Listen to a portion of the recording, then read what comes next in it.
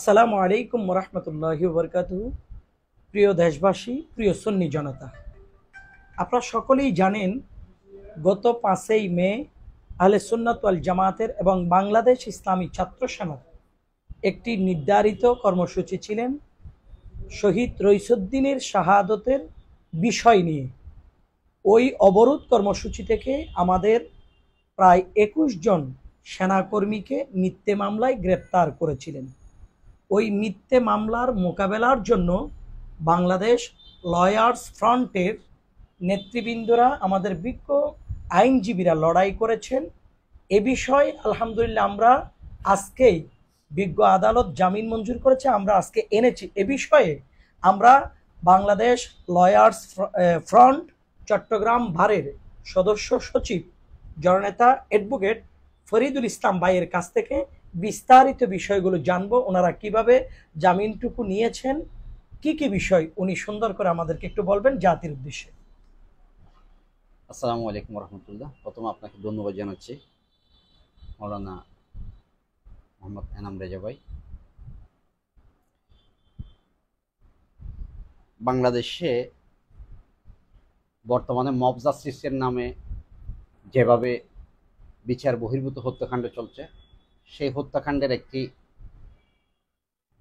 অংশ এর শিকার হয়েছে আমাদের শহীদ মাওলানা রইসুদ্দিন। গাজীপুরে তিনি একটি মসজিদের ইমাম খতিব ছিলেন। তিনি বাংলাদেশ ইসলামী ছাত্র সেনার ঢাকা মহানগরের সাবেক সভাপতি এবং কেন্দ্রীয় ছাত্র সেনার সদস্য ছিলেন। তার হত্যার প্রতিবাদে ধারাবাহিকভাবে সারা দেশে আহলে সুন্নাত ওয়াল জামাত, বাংলাদেশ ইসলামী ফ্রন্ট, যুব সেনা, ছাত্র সেনা ধারাবাহিক কর্মসূচি পালন করেছে।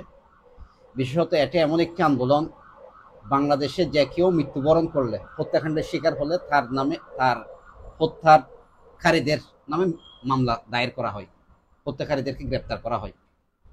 কিন্তু আমরা এমন একটা বিষয়ে আন্দোলন করতে হয়েছে, তার হত্যাকারীদের গ্রেপ্তার করা আর আগে তার এই মামলাটা রুজু করার জন্য, মামলাটা যেন পুলিশ গ্রহণ করে, তাদেরকে, আসামিদেরকে গ্রেপ্তার করে এই ব্যাপারে আইনগত ব্যবস্থা নেয়। এই জন্য আমরা আন্দোলন করতে আমাদের বাধ্য হয়েছি আমরা। সর্বশেষ ধারাবাহিক আমাদের আন্দোলনের পরিপ্রেক্ষিতে যখন 5ই মে সারা দেশে 165টি স্পটে বাংলাদেশ ইসলামী ছাত্র সেনার আহ্বানে সেদিন অবরোধ পালিত হয়েছিল। সে শান্তিপূর্ণ অবরোধ যে শান্তিপূর্ণ করা যায় সেটাও ছাত্র সেনা একটা নতুন নজির স্থাপন করেছে। আলহামদুলিল্লাহ। ছাত্র সেনা ভাঙচুরবিহীন কড়া হরতালের যেরকম ইতিহাস সৃষ্টি করেছে, সারা দেশে একটা সাইকেলের চাকা পাংচার করা ব্যতীত, কোথাও একটা গাড়ি ভাঙচুর ব্যতীত, কাউকে আঘাত করা ব্যতীত শান্তিপূর্ণভাবে যে 3 ঘন্টা অবরোধ করেছে, এই অবরোধে কারো জানমালের কোনো ক্ষতি হয়নি। এটাও ছাত্র সেনা একটা নতুন রেকর্ড সৃষ্টি করেছে। আলহামদুলিল্লাহ। এই জন্য বাংলা ইসলামী ছাত্র সেনাকে অহিংস ছাত্র রাজনীতির মডেল বলা হয়। যাই হোক, সেদিন সারা দেশে 165টি স্পটের মধ্যে 4টি স্পটে আমাদের ভাইদের উপর, বাংলাদেশে বর্তমানে যারা মব জাস্টিস করতেছে, যারা যে মব ভায়োলেন্সের মাধ্যমে সারা দেশে অনেক অসংখ্য মাজার ধ্বংস করেছে, মাজারের আউলিয়া ইকরামদের মাজারে হামলা করেছে, শিক্ষকদেরকে লাঞ্ছিত করেছে, সেই সন্ত্রাসী মহল আমাদের এই শান্তিপূর্ণ অবরোধে আমাদের ভাইদের উপর হামলা করেছে। বাঁশখালীতে হামলা করেছে, রাঙ্গুনিয়ায় করেছে, আমাদের রাস্তার মাথায়, বদরাট রাস্তার মাথায় করেছে, এবং সর্বশেষ মুরাদপুরে যে ঘটনাটা ঘটেছে, এটা আমরা সারা দেশবাসী মিডিয়ার মাধ্যমে জানতে পেরেছি।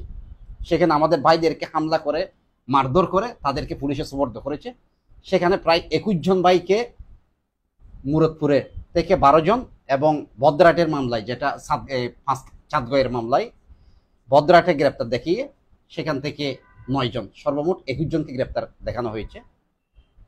তাদেরকে গ্রেপ্তারের পরবর্তীতে আমাদের বাংলাদেশ ইসলামী ফ্রন্টের চেয়ারম্যান মহোদয় এবং মাননীয় মহাসচিব মহোদয় উভয়ের নির্দেশনা অনুযায়ী আমরা বাংলাদেশ লয়ার্স ফ্রন্টের পক্ষ থেকে তাদের সার্বক্ষণিক যোগাযোগ রক্ষা করে আইনি সেবা দিয়ে গিয়েছি।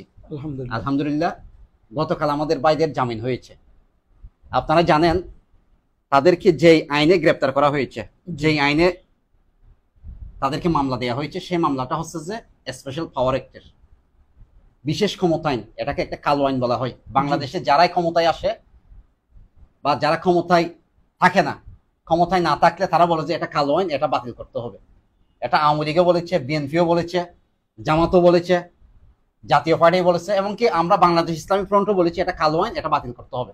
এটার মাধ্যমে মানুষের মৌলিক অধিকার হরণ হয়। সেই আইনে আমাদের ভাইদেরকে গ্রেপ্তার করে তাদেরকে চালান দেয়। সর্বশেষ এই মামলায় আমাদের দলের পক্ষ থেকে সম্পূর্ণ দলের পক্ষ থেকে নির্দেশনা ছিল, ওনাদের যত ব্যয় লাগে তা ব্যয় দলের পক্ষ থেকে বহন করা হবে। আমরা আইনি সেবা দেব বিনা ফিতে। আলহামদুলিল্লাহ, চট্টগ্রাম জজ কোর্টের ইতিহাসে নতুন নজির সৃষ্টি হয়েছে। এই মামলায় যাদেরকে গ্রেপ্তার করা হয়, যদি এজাহার নাম থাকে, মানে যাদের নামে মামলার এজাহার এফআইআর হয়, তাদের জামিন হতে যেখানে 5-6 মাস লাগে, নাম না থাকলে মাস 2 লাগে, সেখানে আমাদের ভাইদের এজাহারভুক্ত আমাদের ভাইদের মাত্র 19 দিনে তাদের জামিন হয়েছে। আলহামদুলিল্লাহ, এটা চট্টগ্রাম জজ কোর্টের ইতিহাসে একটা নতুন ইতিহাস। আলহামদুলিল্লাহ, এই ইতিহাসে আমরা এখানে সবাই ভূমিকা রেখেছে।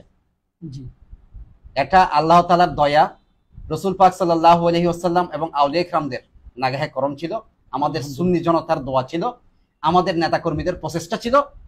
বিশেষত চট্টগ্রাম জজ কোর্টে যারা আইন প্র্যাকটিস করে, তার মধ্যে আহলে সুন্নাত ওয়াল জামাতের অসংখ্য আইনজীবী এবং গাউসিয়া কমিটি বাংলাদেশ, চট্টগ্রাম জেলা আইনজীবী শাখা এবং বাংলাদেশ লয়ার্স ফ্রন্ট, আমাদের এই 3 ফোরামের অসংখ্য আইনজীবী বিনা ফিতে স্বতঃস্ফূর্তভাবে আইনি সেবা দিয়েছে।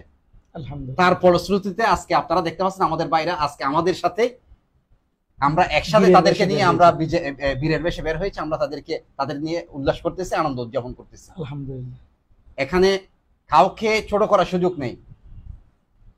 এটা হয়তো অন্যান্য রাজনৈতিক দলের অনেকে গ্রেপ্তার হয়েছে, সবাই অবাক হয়ে গেছে এত তাড়াতাড়ি কেমনে বের হয়েছে। আমাদের ভাইদের প্রতি আমাদের ছাত্র সেনা যে একদম মকবুল সংগঠন, আমাদের বাইরে যে কোনো অপরাধ করেনি, তাদেরকে যেখানে দেখানো হয়েছে তারা বিনা অনুমতিতে আন্দোলন করেছে, বিক্ষোভ করেছে। সারা বাংলাদেশে এখানে আমাদের মাননীয় আদালতে আমাদের চট্টগ্রাম জেলা বারের সাবেক সভাপতি বিজ্ঞ সিনিয়র অ্যাডভোকেট নাজিবউদ্দিন চৌধুরী স্যার বলেছেন, না স্যার, মাননীয় আদালত, সারা বাংলাদেশে এমন কোথাও রেকর্ড আছে কাউকে মেরে ফেলছে তার জন্য বিক্ষোভ করার জন্য অনুমতি নেই? একটা শান্তিপূর্ণ বিক্ষোভ, শান্তিপূর্ণ প্রতিবাদ, একজন মানুষকে মেরে ফেলছে, তার আসামিদেরকে গ্রেপ্তার করতেছে না, কোনো মামলা নিচ্ছে না, এর প্রতিবাদ করেছে শান্তিপূর্ণভাবে, তাদেরকে কিভাবে এই ধরনের একটা মামলা দেয়? আমরা আশা করি পুলিশ প্রশাসন যে কোনো ভাবে হোক এই মামলাটা নিয়েছে, আমরা আশা করব আমাদের ভাইদের নামে যে মামলা দিয়েছে এই মামলাতে তারা চূড়ান্ত রিপোর্ট দেবে, ফাইনাল রিপোর্ট দেবে, আমাদের ভাইরা এই মামলা থেকে খালাস পাবে। আলহামদুলিল্লাহ, আমরা আশা করতেছি এবং সারা বাংলাদেশের সবাইকে, সর্বস্তরের সুন্নি জনতাকে বলবো, আমরা এই মামলায় প্রায় 70-80 জন আইনজীবী যারা ছিল, এখানে আপনারা হয়তো ছবিতে দেখেছেন 20-30 জন, অনেকে পর্দার আড়ালে থেকে কাজ করেছেন, সেরকম অনেক অনেক অসংখ্য আইনজীবী ছিল। আমরা প্রত্যেককে আমি ধন্যবাদ জানাচ্ছি বাংলাদেশ লয়ার্স ফ্রন্টের পক্ষ থেকে, এবং আপনারা যারা দলের পক্ষ থেকে সার্বক্ষণিক আমাদের উপর আস্থা রেখে, বিশ্বাস রেখে আমাদেরকে সহযোগিতা করেছেন, আপনাদেরকে ধন্যবাদ জানাচ্ছি। আমাদের ভাইরা আজকে আমরাই তাদের সাথে যখন আমি জেলখানায় হাজতখানায় যখন দেখা করতে গেছি, তখন বলছি যে ইনশাআল্লাহ তোমাদের সাথে নিয়ে আমরা ঈদুল আজহা পালন করবো। আলহামদুলিল্লাহ। ফরিদ ভাই, মাঝখানে আমি আপনাকে একটু জিজ্ঞেস করব, এই যে 21 জন আমাদের ভাই গ্রেপ্তার হয়েছে, 21টা পরিবারের সন্তান, আপনারা কি 21 পরিবারের কোনো পরিবার থেকে এই মামলার জামিন মঞ্জুর করার জন্য বিজ্ঞ আদালতের কাছ থেকে জামিন মঞ্জুর করে নেওয়ার জন্য কোনো কি ফি আপনারা নিয়েছেন? আমরা এই মামলায় একটা পয়সাও ফি কারো কাছ থেকে নিয়ে নিই। আমাদের যতজন ভাই গ্রেপ্তার হয়েছে তাদের পরিবারের সবাইকে বলেছি, আপনাদের যদি কোনো কিছু ফটোকপি লাগে ফটোকপির টাকাও আমরা দেবো। আলহামদুলিল্লাহ, ফি দূরে থাক, কারো কাছ থেকে আমরা 1 টাকাও ফি নিয়ে নিই। আমরা সর্বোচ্চ চেষ্টা করেছি, সম্পূর্ণ দলীয়ভাবে আমরা যেন দলের স্বার্থে আমরা কাজ করেছি। আমাদের দলের পক্ষ থেকে আনুষঙ্গিক যেসব ব্যয় সেগুলো দল বহন করছে, আইনজীবীরা 1 টাকাও ফি নেয়নি, বিনা পারিশ্রমিকে সবাই স্বতঃস্ফূর্তভাবে সেবা দিয়েছে। এবং আমাদের যে ভাইগুলো গ্রেপ্তার হয়েছে ওনাদের পরিবার থেকে 1 টাকাও ফি নেওয়া হয়নি। কেউ বলতে পারবে না কারো কাছ থেকে আমরা 1 টাকা ফি নিয়েছি। আমাদের এখানে লয়ার্স ফ্রন্টের পক্ষ থেকে এখানে আমাদের অ্যাডভোকেট আবু নাসের তালুকদার সাহেব, বিশেষত আমাদের জিএম সাদাত হোসেন মানিক ভাই এবং অ্যাডভোকেট আবু বকর ভাই এবং আমরা 4 জন সার্বক্ষণিক কাজ করেছি। আর সবাইকে আমরা যখনই বলেছি সবাই স্বতঃস্ফূর্তভাবে এসে আমাদেরকে সহযোগিতা করেছেন। বিশেষত গোসিয়া কমিটি বাংলাদেশের আইনজীবী ভাইরা, আহলে সুন্নাত ওয়াল জামাতের আইনজীবী ভাইরা আমাদের সাথে সার্বক্ষণিকভাবে ছিলেন। প্রত্যেককে ধন্যবাদ জানাচ্ছি। আমরা এখানে কোনো বিভ্রান্তির কোনো সুযোগ নেই। কোথাও এখানে আর্থিক লেনদেন করে তাদেরকে আমরা জামিন করাইনি। আমরা সব সময় আমরা স্বচ্ছ থেকে বিনা ফিতে আমরা ওনাদেরকে আইনি সেবা দিয়েছি। ধন্যবাদ জানাচ্ছি। এখন আপনাদেরকে বলবো সর্বস্তরের সুন্নি জনতাকে, মামলা মোকদ্দমা একটা আইনি প্রক্রিয়া, আপনাদেরকে এটা বুঝতে হবে। তাদেরকে যখন গতকাল জামিন দিয়েছে, বিজ্ঞ আদালত কোর্ট থেকে নামার পর সাথে সাথে 4:30টায় আমরা বেলবন্ডগুলো আমরা সাইন করানোর জন্য সর্বোচ্চ চেষ্টা করেছি, সেগুলো সাইন হয়েছে। তারপর সাথে সাথে আমরা জেলখানায় সেগুলো পাঠিয়ে দেওয়ার ব্যবস্থা করেছি, সেগুলো জেলখানায় পাঠিয়ে দেওয়া হয়েছে। এখন বিষয় হচ্ছে যে অনেকে বলছে যে একটা সিসি মেরে তাদেরকে বের করেননি কেন। এটা হচ্ছে রাজনৈতিক মামলা, আপনাদেরকে এটা বুঝতে হবে। রাজনৈতিক মামলা, তাদেরকে সবার 2টা করে ঠিকানা আছে, জি, স্থায়ী এবং স্থায়ী অস্থায়ী। প্রত্যেক ঠিকানায় তাদেরকে কোয়ারি করা হবে তাদের অন্য কোনো মামলা মোকদ্দমা আছে কিনা, তারপর তাদেরকে বের করবে। এই ধরনের রাজনৈতিক মামলায় সাথে সাথে বের করা যায় না। এটা আপনারা হয়তো অনেকে এটা বিভ্রান্তির মধ্যে ছিলেন, এটা কেন তাড়াতাড়ি বের হচ্ছে না। তাড়াতাড়ি বের হওয়ার একটা প্রক্রিয়া আছে, একটা আইনি প্রক্রিয়ার বাইরে গিয়ে আমাদের কোনো কিছু বের করার সুযোগ নেই। হ্যাঁ, আমরা চেষ্টা করেছি যদি তাদের বেলবন্ডগুলো না ঢুকতো বা কোনো যে বেলবন্ডে যে ভুল থাকতো তাহলে আমাদের বাইরে আজকেও বের হতে পারতো না। আমরা সর্বোচ্চ চেষ্টা করেছি। গতকাল আমরা লাঞ্চ করেছি যে এই মাগরিবের আজানের আগে আমরা বেলবন্ড লিখে সবকিছু কাজ শেষ করে অনেকে আমাদেরকে সার্বক্ষণিক ফোন করেছেন, জানতে চেয়েছেন আমরা কি করতেছি, বের হচ্ছে না কেন। আসলে জামিন হওয়ার সাথে সাথে কেউ বের হতে পারে না, এগুলো আইনি প্রক্রিয়ার মাধ্যমে বের হতে হবে। আলহামদুলিল্লাহ।